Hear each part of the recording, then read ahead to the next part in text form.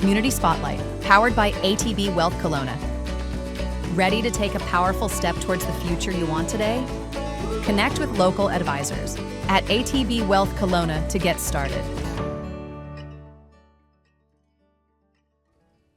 I'm Jim Check. You're watching Now Media. I'm here with an ATB Wealth Community Spotlight, where ATB Wealth sponsors the show, and then they allow us to spotlight some of the great businesses in this community. And we have in studio with us, we have Gligor. I got that right, I think. Yeah. Sehovac. And I'm not an easy name to say, but that's the first time I've ever talked to somebody named Gligor. So there you go. It's from Bosnia, though, right? Yeah, Bosnia. I'll say I've never met another Gligor, so I'm with you on that. You're unique. One. Nobody has my last name either, though, right? So,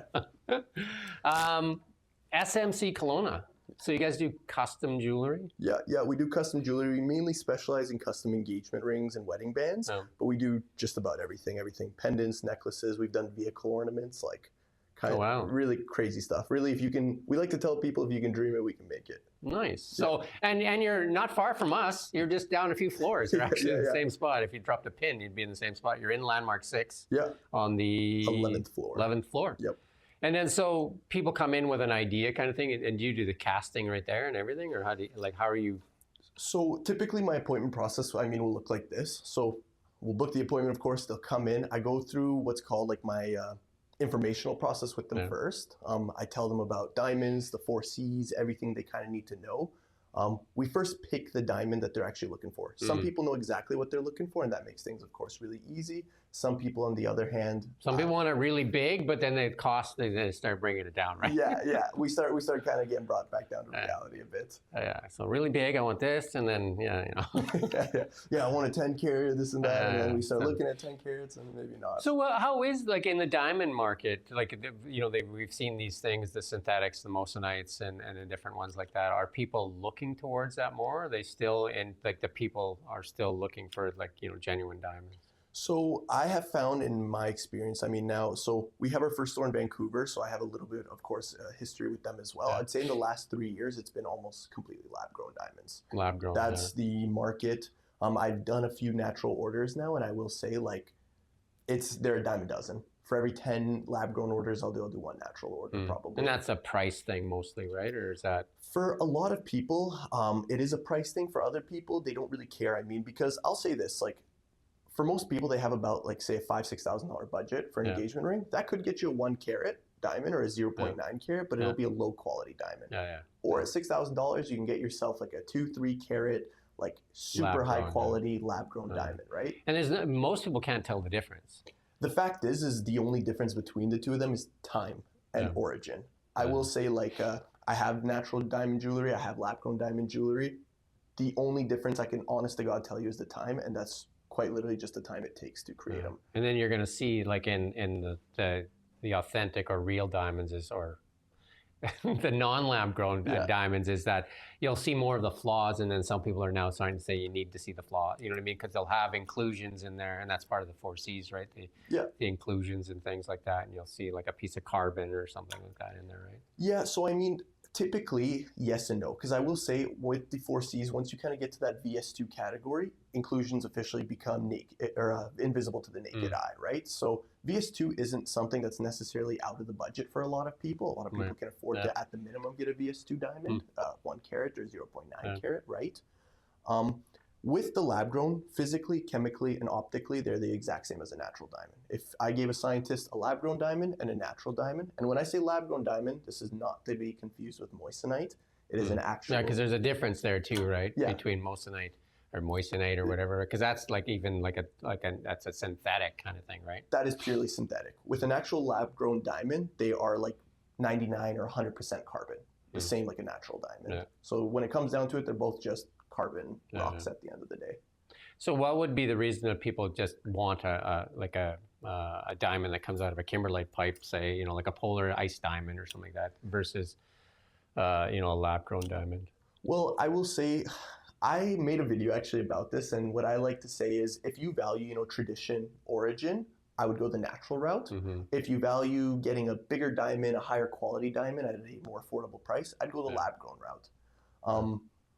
At the end of the day, it comes down to preference. Like for me, I don't care whether I do a lab grown or a natural order. Yeah. They're both a diamond to me at the end of the day. Yeah, no, I think a lot of people are choosing. I mean, I have on my hand here a black diamond, which is, I guess, got some popularity, which is just, like there's fancies, which are very expensive, but the black diamonds obviously are a lot cheaper, right? A lot cheaper, still expensive, but yeah. A lot cheaper. But, like I think some of the what Hollywood elite were starting to wear black diamonds because you can get a larger black diamond too, right? Yeah.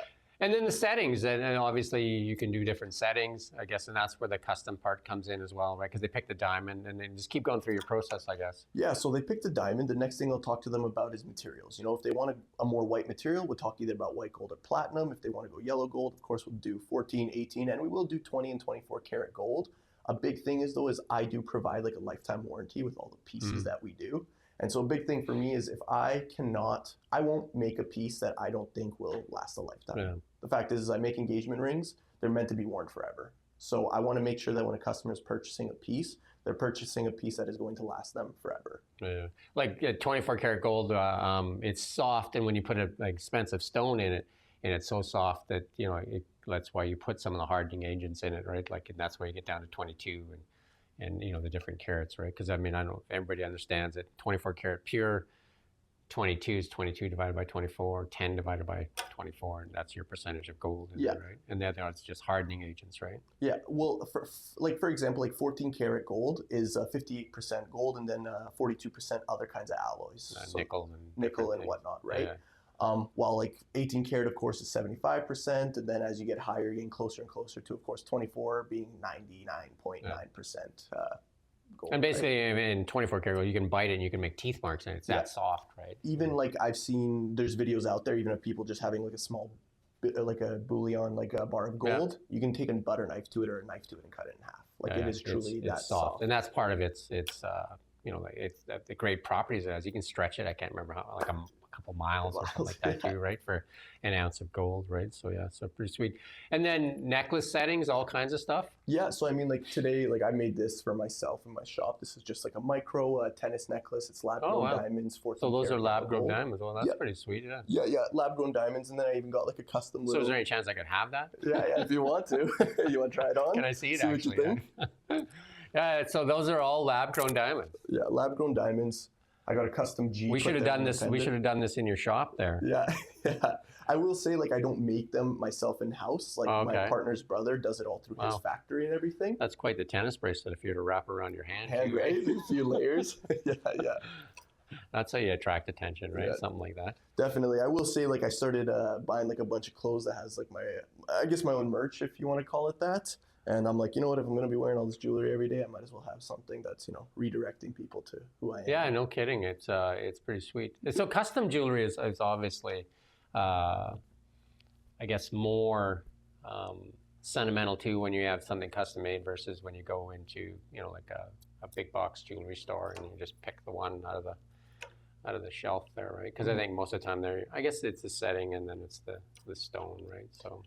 With a lot of, say, bigger retail stores, not to name names or anything, they do mass produce a lot of their settings. So oftentimes you'll even see that the fit and finish isn't necessarily perfect. Yeah. When it comes to custom engagement rings, I mean, absolutely everything can be, or just custom rings in general, men's bands as well. Yeah. Everything can be customized. How thin you want the band to be, how thick, how high you want the setting, low, absolutely everything. And I mean, these are the little details that make a big difference for a lot of people, right?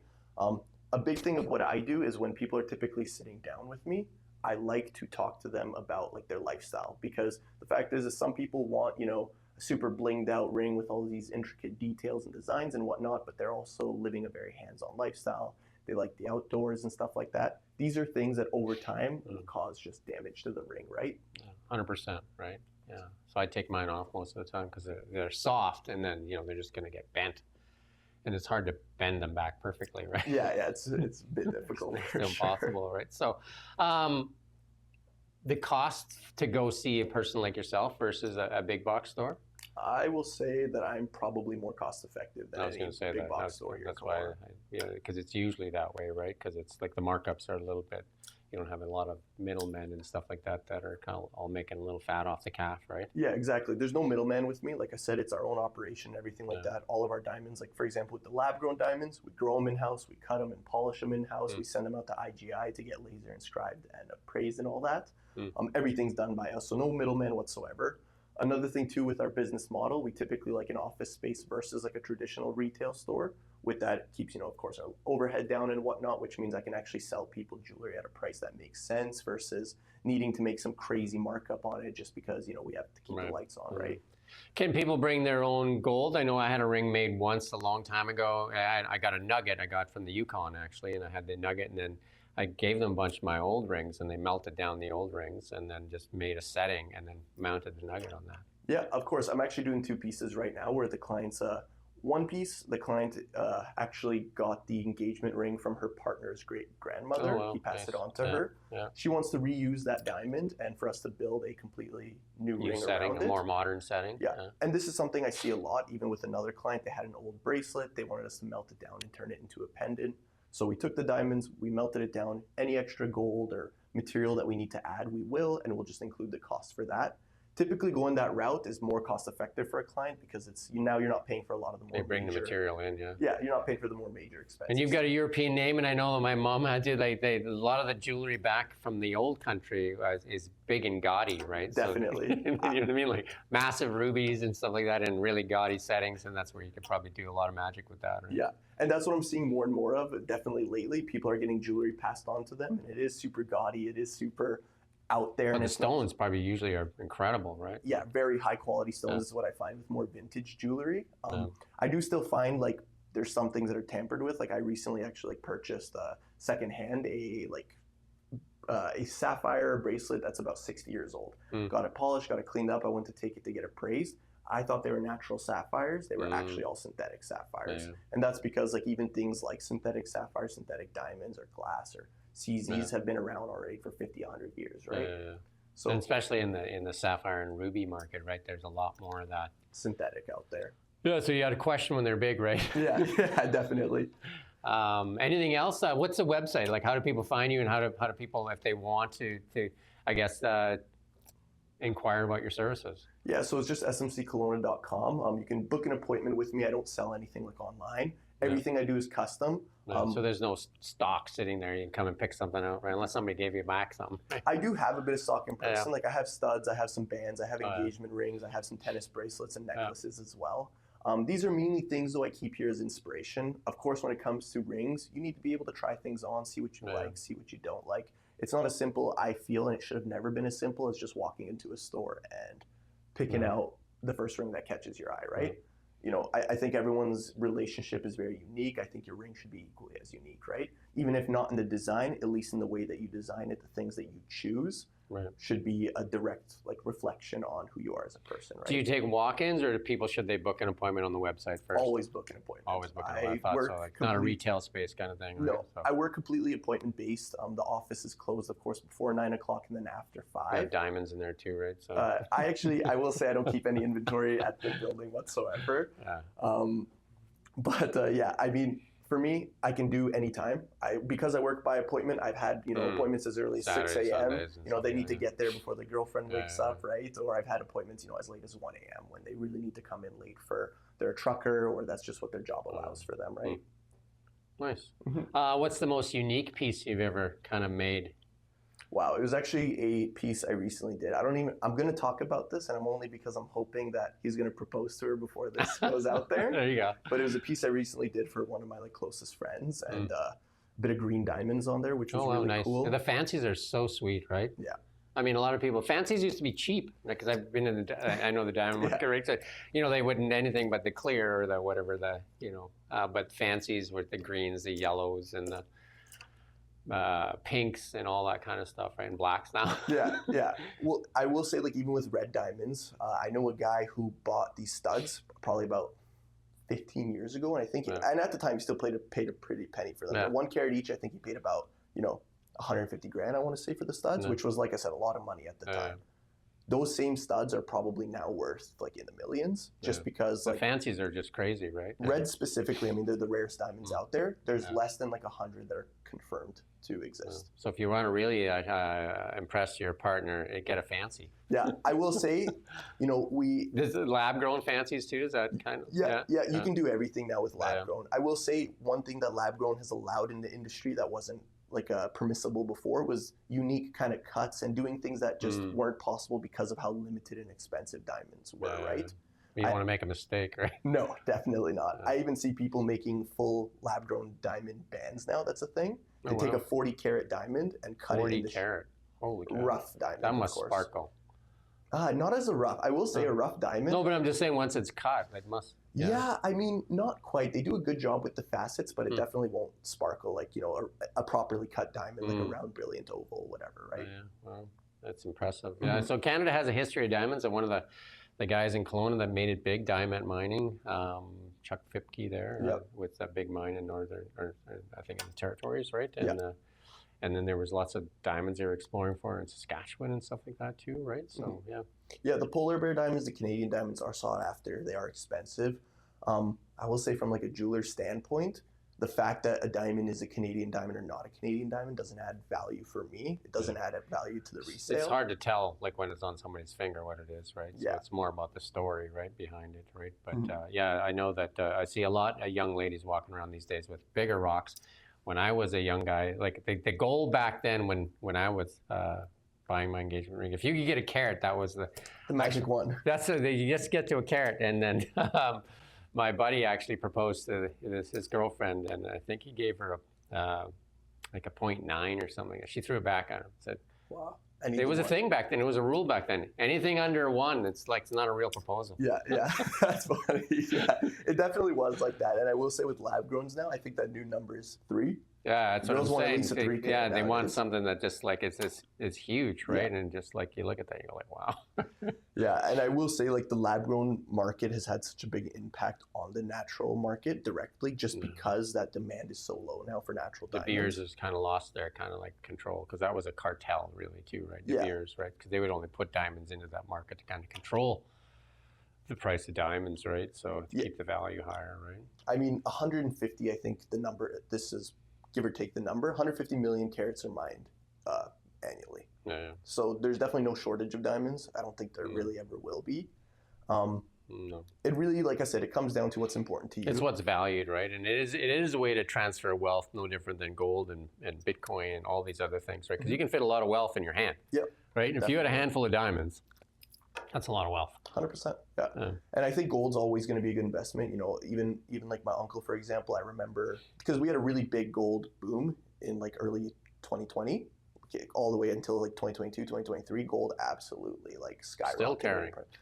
And it's only going to get like higher and higher. Yeah. Gold's never going down as far as I'm concerned. I think, I've been a big fan of gold for a long time. And I think that it's something where there used to be an allocation where you should have 10% of your wealth in gold. In gold, right? In actual physical, right? Instead of like, because a lot of what's hurt gold is all the derivatives where they're selling contracts, like not real gold, right? Yeah. So it's that the real gold, obviously, there's a premium on that versus the spot price that you can see, right? So definitely. And I will say like gold to me will always be a good investment. Like basically all my investments are gold. Everything. Right. Any extra money we make, and after everything, we just buy gold bars and whatever and just sit on them. Because I will tell you, gold will be an investment you can never go wrong with. Even with jewelry, maybe now you're going to be losing money on it. Maybe for the next 10 years, you're going to be losing money on it. But eventually, a time will come where that gold necklace that you bought is worth more than what you paid for it. The thing about jewelry, it's usually like when you're talking about diamond rings and that, it's a sentimental thing. And again, like the grandma that passed it down, and you know what I mean? Like those things can go for generations, especially European stuff, right? That's been around for... That came out of a soldier's hilt in their sword or something like that too, right? So so some of that stuff's pretty cool too, right? So well, I mean, even from the home country, the dictator back in the day his name was President Tito, and I even have like a pendant from my great grandmother that was passed on to me from. So it was just an engraving of his face. Some of that jewelry out of Europe is just crazy good, right? Yeah, high-end stuff too. If only you could tour the basement of Buckingham Palace and see what's down there, right? Yeah, definitely. That's a dream one day for sure. That would be, I mean, you'd see some jewelry down there, I bet, right? Yeah. A lot of it gaudy, but like a lot of it massive too, right? Yeah. So, Well, I mean, even with like the Cullinan diamond and like some of the like the Hope diamond and whatnot. I mean, these are 600 carat diamonds that they just have sitting somewhere, right? Yeah, nice. Anyway, thank you for your time. Yeah. And we do thank ATB Wealth for allowing us to do these community spotlights. So you can reach out. The website again is smckelowna.com. smckelowna.com. Or you can DM me on Instagram, SMC Kelowna, TikTok, Facebook, anywhere. TikTok and Facebook. There you go. TikTok. Yeah. Yeah. All right. If you're looking for a custom diamond for your partner, are women buying for men now too, or? Sometimes, yeah. I haven't seen it. Because I'd take a Necklaces and diamond, stuff. right? Yeah, of course. Who wouldn't, right? Yeah, why would I not? No. All right. Like you get a diamond like a necklace like that. Yeah, Wow. yeah. All right. Thank you for watching Now Media.